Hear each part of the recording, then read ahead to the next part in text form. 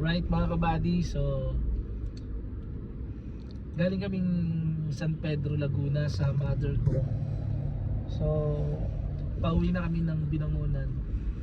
At dahil naka-register na nga ako sa Lalamove, ito yung first time mga kabady na babiyaya ako ng Lalamove. Sakto may nakuha akong booking galing San Pedro. Ang drop off niya is Taytay. So ito yung kauna-unahang unang biyahe ko talaga sa Lalamove. So excited lang ako kasi siyempre first time na. Asahan nyo mga kabady na marami pang susunod na biyahe na gagawin natin kasi maganda rin yung opportunity na katulad na may sasakyan tayo, hindi yung puro palabas lang, kailangan gamitin din natin, may income din, kumita rin ba tayo. So yun nga, ito ang dami pa rin mga booking na pumapasok ko, kaso out of way hindi ko makuha. So isang booking lang tayo mga kabady. Yung kinarga ko is isang compressor, oxygen compressor, yung alam mo yung sa ano ba yun, sa tao yun.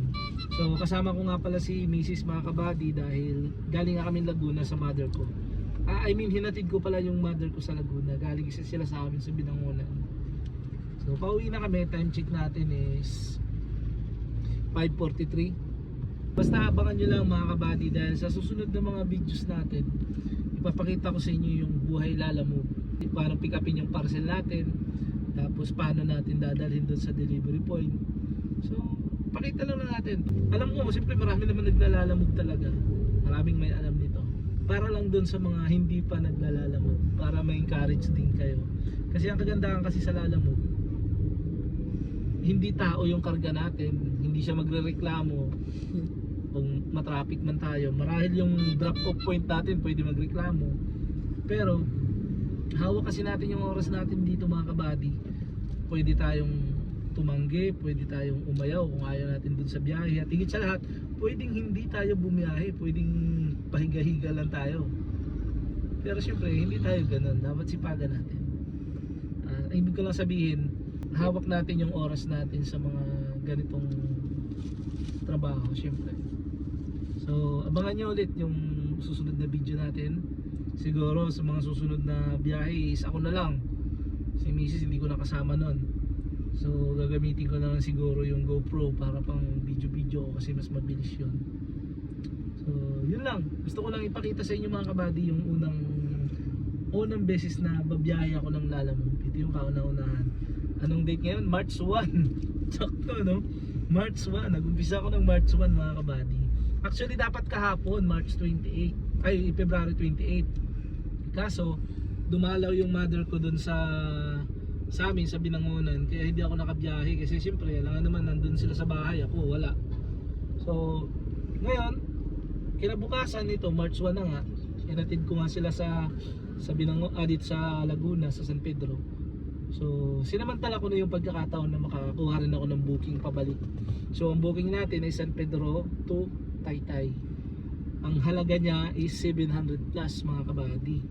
So kung imagine niyo kung wala akong booking, uuwi ako, gastos lang sa gasolina. Ngayon uuwi ako ng Binangonan, higit pa yung kinita ko kaysa sa gasolina na gagastusin ko, di ba? Kumbaga sideline lang natin to mga kabady kasi trabaho naman tayo talaga na regular.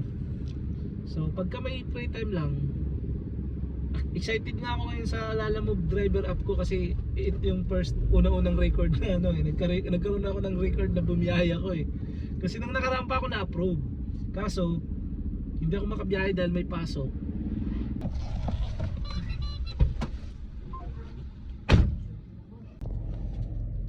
Alright mga kabady, so nandito na yung unang booking natin. So isang booking lang naman ang kinuha ko. So medyo ginabi na kami kasi medyo matraffic. Medyo na-stress. Tsaka naligaw ng konti. Hindi, Okay hindi naman. sabihin mo yung yung So yun nga mga kabady, may kasi technique pala. may mga address kasi minsan na hindi siya akma dun or hindi accurate. Kasi may unang binigay sa aking address yung may number 26 St. Anthony Subdivision. So nangyari, nilagay ko yung number 26 kaya nagkaligaw-ligaw kami.